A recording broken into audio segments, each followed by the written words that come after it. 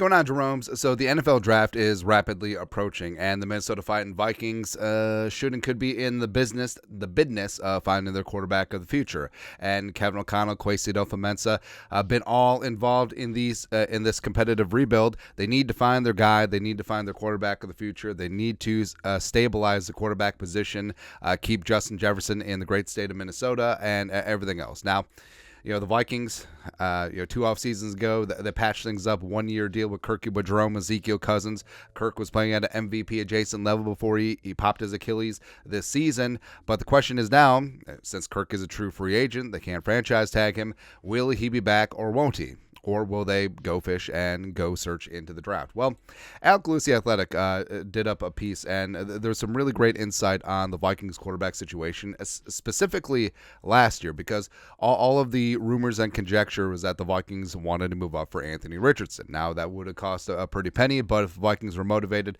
they probably could have got it done. But this is what Alec Lewis wrote. The Vikings doing their due diligence on these quarterbacks should not come as a surprise, so they're down in Mobile.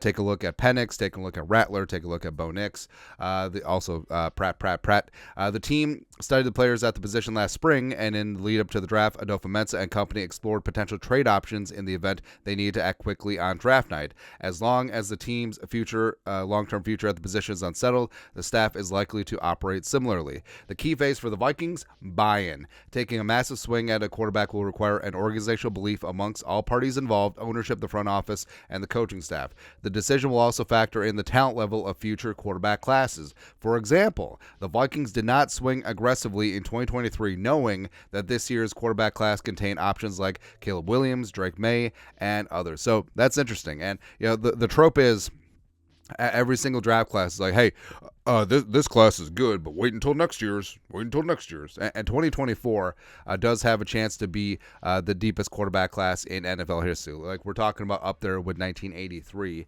And I do think that May, Williams, and Daniels go 1, 2, 3 win, play, show, or a minimum top 5.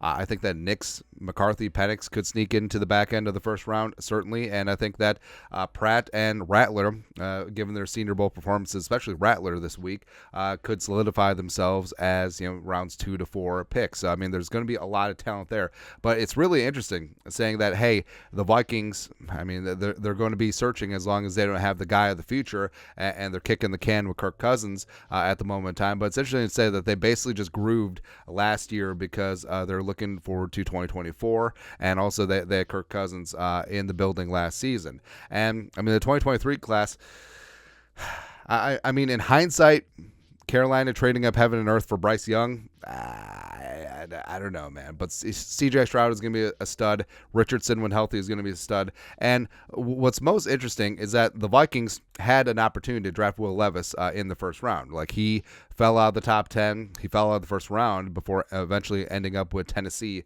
in the second round. But the Vikings, I mean, they passed, and they took Jordan Addison in 23, which is fantastic. Now, maybe that says more about the Vikings looking ahead to 2024. Maybe that says more about Levis. Maybe that says a lot of things. Who knows? But after quarterbacks went 3 of the top 4 picks, Young, Stroud, and Anderson to the Texans when they did that deal with Arizona, and then Richardson to the Colts at 4. I mean, it was a big-time fall, and there weren't any other quarterbacks taken in the first round, and not another one until Levis went in the second round. But, yeah, the Vikings, I mean, maybe they would have been in on Richardson, but maybe the cost to get up to 4 from 23 was way too much. Now, the jump from 11 this year up into the stratosphere, a little bit less. It could be a little bit less, so that's something to keep an eye on. And, yeah, I mean, this season, I mean, the Vikings, they started 0-3, 1-4. If people got their way and maybe they ended up 1-16, I mean, they would have been in the Caleb Williams or Drake May business. But that does not preclude the Vikings from trading up. And like we said, the move from 23 up into the top 4, probably pretty damn spendy. But the move from 11 into the top 5, a little bit less, a little bit shorter of a putt there. But that is certainly interesting, something to keep an eye on. And even though, the Vikings, I mean, they didn't take a tier 1 quarterback last year, but they still added Jaren Hall in the 5th round. And I still think that Jaren Hall could develop Maybe he just develops into a high-end backup, but frankly, for a fifth-round pick, that's huge value. But Jaron Hall, I feel like he was like an add-on item. So you're in the self-checkout at Target, and then you see like mints and beef jerky. It's like, oh yeah, we'll need that. Go ahead in that spot. But again, it was super interesting because, like I said, there's a lot of hype around Will Levis in the draft process. Big time arm, big time athlete, mayo and coffee, eats bananas weird, all that stuff. But the Vikings, again, they had an opportunity. They could have sticked and picked at 23 and took Will Levis, but they did not. They demurred, and they're rolling into the 2024 NFL draft. And maybe it is Penix. Maybe the Vikings do trade down. Maybe they do trade back in. Maybe they do trade all the way up. Don't really know at this point. But that's what's kind of exciting is. You don't know how the Vikings offseason is going to play out. Do they run it back with Kirk? Do they completely go all in? Do they rebuild in the trenches? Do they let Kirk walk? Do they bring in Baker Mayfield? Do they bring in Russell Wilson? Do they bring in Gardner Minshew? Do they have Josh Dobbs or Nick Mullins as the bridge quarterback? Do they trade up into the stratosphere for the tier 1 guys? Do they still maneuver, find a way to find a quarterback round 1, round 2? I don't know, but it's fun. I mean, this is the fun time of year, man. But could we see one of these guys in purple? If I had my choice, could you trade up to 3 for Jaden Daniels? That'd be a lot of fun.